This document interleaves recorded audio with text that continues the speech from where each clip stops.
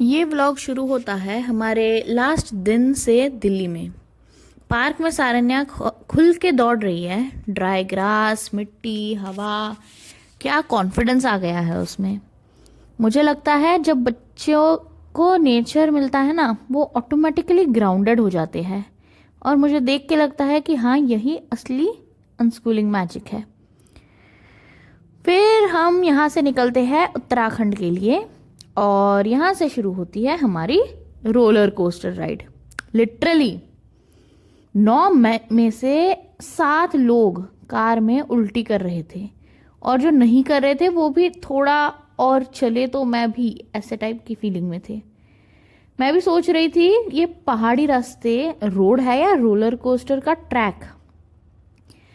फिर रास्ते में हम रुकते हैं और खाते हैं भुट्टुआ। लोकल डिश है, गोट या मटन से बनता है। मैं इससे पहले सिर्फ दो तीन बार शायद खा चुकी थी, पर इस बार लगता है वो असली फ्लेवर यही है। बहुत अर्दी, स्पाइसी और फुल ऑफ वार्मथ। कुछ चीज़ें सिर्फ पहाड़ी सिखाते हैं, जैसे फूड का पेशेंस और सिंप्लिसिटी। जैसे जैसे गाड़ी ऊपर जा रही थी, पाइन ट्रीज थे हर जगह और मुझे लगा कि वाह कितना सुंदर है ये। पर वहाँ जाके पता चला कि ये जो ट्रीज है ना, ये ब्रिटिशर्स ने लगाए थे। और मैंने सोचा कि तो असली पहाड़ तो कुछ और ही थे, ये सब तो इम्पोर्टेड ट्रीज है। फन फैक्ट, इन पाइन नीडल्स से ना मिट्टी एसिडिक हो जाती है और लोकल प्लांट्स मर जाते हैं। ये इकोलॉजी का साइलेंट लॉस है। फिर एक मोमेंट आया जब मैंने खिड़की से देखा कि लेफ्ट साइड सिर्फ क्लिफ, डीप एबिस, कुछ भी नहीं नीचे। मैं बस सोच रही थी अगर व्हील थोड़ा ही स्लाइड हुआ तो बस हम हवा। मुझे रियलाइज हुआ कि मुझे पहाड़ पसंद है, पर मैं अभी पहाड़ों की बेटी नहीं बनी हूँ। Anoop has been carving that out of me slowly. गाड़ी जहां तक रोड थी वहां तक गई, फिर ऊपर चढ़ाई थी बाय फुट। अरे भाई, वो ट्रैक नहीं, टेस्ट ऑफ लंग्स था मेरे लिए तो। मैं बीच बीच में पैंट करके रुक जा रही थी और विलेजर्स 3-4 लगाते हुए ऊपर नीचे कर लेते थे। मैं बस सोच रही थी ये लोग ह्यूमंस है या माउंटेन गोट्स। फाइनली जब हम पहुंच गए ना ऊपर, तो हर जगह ऑर्गेनिक प्लांटेशंस मिंट ग्रास की तरह उग रहा है। चिलीज, आलू बुखारा, एप्रिकॉट, एप्पल्स, अनियंस, पोटैटो, सब कुछ लिटरली हाथ के रीच में। और सब कुछ एकदम ऑर्गेनिक, बिना केमिकल के, और कोई ग्रो भी नहीं कर रहा है, तो अपने आप उग रहा है यहाँ पे।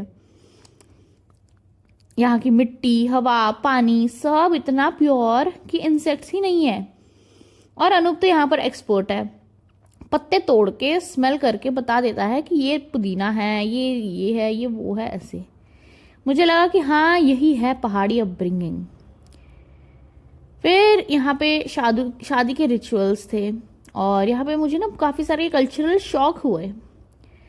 पहले तो जैसे हम ऊपर पहुंचे ना, वहाँ पे सब लोग आए हुए थे तो सबके पैर छूने थे और लिटरली सबको, और सबके चेहरे इतने सिमिलर लग रहे थे। मुझे कुछ समझ नहीं आ रहा था कि कौन कौन है, कौन कौन है। एक और अगर एक भी स्किप हो जाए ना तो लेक्चर फिक्स। और मुझे तो वही चाइल्डहुड ट्रॉमा याद आ गया, जब ज़बरदस्ती किसी के फीट टच करने के लिए बोलते हो, चाहे वो इंसान उस इंसान के लिए मतलब दिल में रिस्पेक्ट हो या ना हो। मुझे पता क्या लगता है कि रिस्पेक्ट फोर्स से नहीं होती, वो फीलिंग होती है। अगर मैं किसी को जेन्युइनली रिस्पेक्ट करती हूँ तो वो मेरे आंखों से, स्माइल से या हग से दिखेगा, फीट से नहीं। पर यहाँ कल्चर के रूल्स ना अलग थे, तो चुपचाप करना पड़ा। बस मन में एक लाइन चल रही थी कि God forbid I touch molesters और क्रिमिनल्स फीट हियर, क्योंकि मैं ऐसे लोगों को मिल चुकी हूँ मेरे पास में। एनीवेज, फिर अगली क्लिप ये देखिए, सारेनिया रो रही थी। क्यों? क्योंकि यहाँ पे हर दूसरा बंदा उसे गोद में उठा रहा था। उनको लगता है बच्चा विलेज का सबका होता है, पर सारेनिया तो सिलेक्टिव है, वो सेफ फील नहीं करती स्ट्रेंजर्स के साथ। और लोगों का इसको ना समझाना बहुत मुश्किल था। मैं कहती थी प्लीज मत उठाइए, वो टाइम लेती है, पर वो सोचते थे कि मैं रूड हूँ। एक माँ के लिए ना सबसे पेनफुल होता है जब उसके चाइल्ड के इमोशंस को लाइटली ले लिया जाता है। हर 15 से 20 मिनट में वो रोए जा रही थी और मैं और अनूप उसे किसी कोने में ले जाके काम करते थे। ये सब फिर भी एक अनस्कूलिंग का ही पार्ट है, बिकॉज हम सीख रहे हैं कि सेइंग नो भी एक स्किल है और चाइल्ड के नो का मतलब समझना भी एक आर्ट है।